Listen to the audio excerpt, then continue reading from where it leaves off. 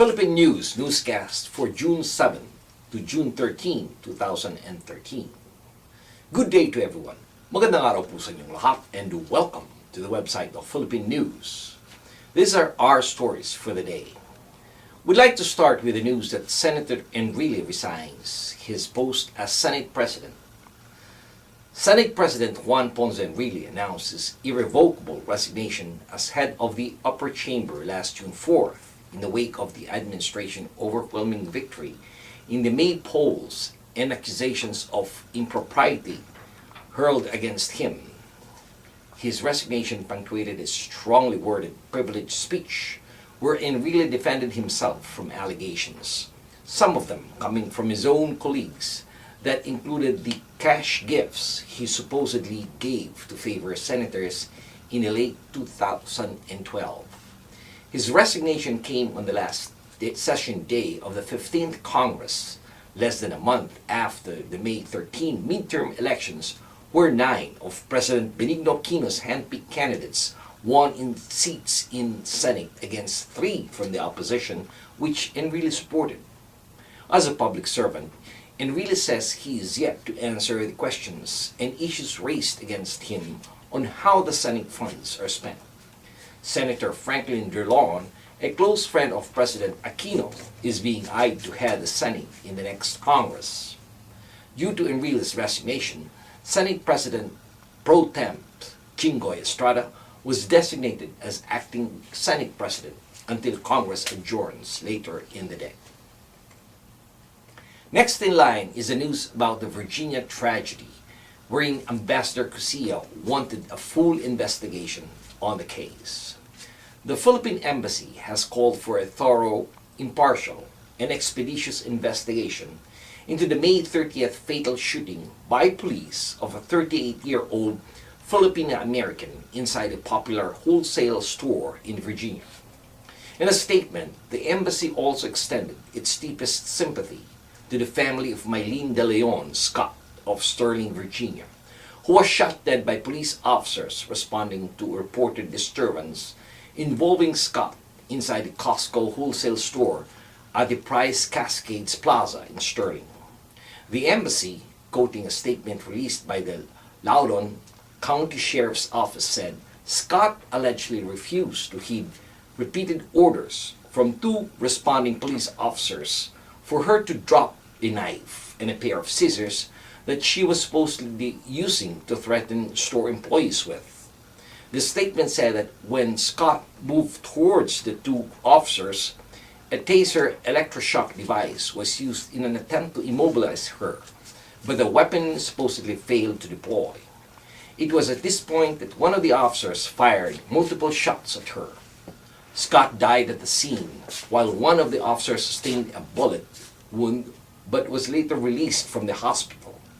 The Philippine Embassy stands ready to extend its assistance to the family of Scott and will continue to coordinate with the police authorities in Loudoun County to secure more information on the case. This time we tackle the news about the unknown source of the explosion at Serendra, which killed 3 people, but there was no evidence of a bomb whatsoever. 3 people were killed in a mysterious explosion in a luxury apartment building of Serendra in the Philippine capital last May 31st, as officials lowered the death toll from the blast. Interior Secretary Mar Rojas said authorities were still trying to assess what had triggered the blast, but that initial investigation found no evidence of a bomb. The explosion late Friday knocked out the walls of the condominium unit, sending a huge chunk of rubble towards the street, where it crushed a delivery van, killing 3 men inside. Hours later, debris from the building still littered the area, with some piece of rubble thrown dozens of meters by force of the blast. The once bustling area around the condominium remained cordoned off as police and fire investigators searched the building. The explosion injured 5 people, including a U.S. national, was hit by flying glass, and the occupant of the unit who suffered burns. The condominium, located in an upper-class residential development called The Fort, had been evacuated while it underwent an inspection. The explosion took place just a few meters away from a popular area of restaurants, bars, and shops that attracts thousands of people on the weekend. And finally, we have the latest news about the Philippine Independence Day celebration right here in San Francisco and the rest of the Bay Area. Filipinos everywhere will celebrate the 115th anniversary of Philippine independence this coming June 12. In Northern California, we'll be cheering along with major events honoring the Filipino spirit in the middle of June. Proud sons of Luzon, technology innovator Diosdado Banatao, and world-famous rapper Alan Pineda, more popularly known as Apple the App, to pop culture fans all over the world, will lead inspiring Filipino Americans headlining the San Francisco entrepreneurial and cultural extravaganza known as the Kalayaan 2013. This event ignites the Filipino community's entertainment fireworks Saturday, June 15, in an all-day revelry at Union Square in San Francisco, with Black Eyed Peas mainstay Apple the App crowning the parade of artists performing at the free al fresco event.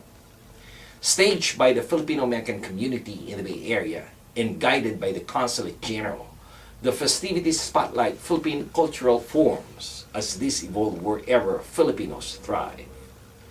True to its theme, celebrating a legacy of Filipino creativity, talent, and ingenuity, the presentation highlights the diverse Filipino-American gifts to this country. And this has been your weekly news in review. This news has been brought to you by the premier Filipino-American newspaper right here in the United States, the Philippine News. On behalf of the management and staff of the Philippine News, this is David Rodriguez signing off and thanking everyone for watching. Maraming salamat po. Have a wonderful weekend. Mabuhay po sa inyong lahat.